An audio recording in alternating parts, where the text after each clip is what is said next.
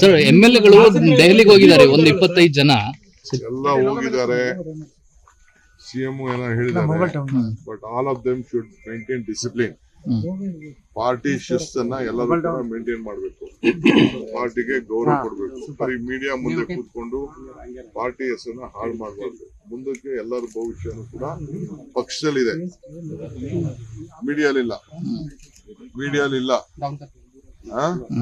ನಿಮ್ಗೆ ಏನೇನ್ ಬೇಕೋ ನಿಮ್.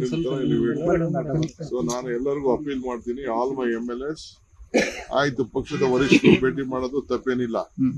ಬಟ್ ಅನ್ನೆಸೆಸರಿ ಏನೇನೋ ಸ್ಟೇಟ್ಮೆಂಟ್ ಮಾಡೋದಾದ್ರೆ ವಿಲ್ ಹ್ಯಾವ್ ಟು ಆಕ್ಟ್. ಅಂದ್ರೆ ಸರ್ ಶಿಸ್ತು ಮೀರಿ ನಡ್ಕೋತಾ ಇದಾರೆ ಅಂತಾನೆ ಸರ್. ಸರಿ,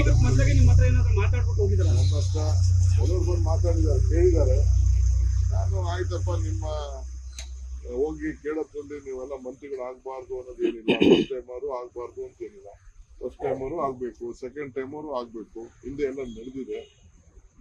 ಸೊ ಏನಿಲ್ಲ ಅಂತ ಹೇಳಿದ್ವಿ. ಬಟ್ ಈಗ ಟೈಮ್ ಅಲ್ಲ, ಈಗ ಟೈಮ್ ಅಲ್ಲ.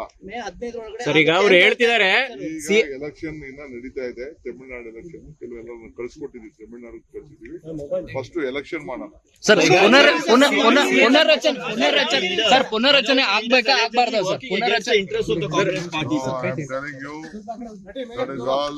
I have officially asked for a report with various sections. Let me get the report, then I will act.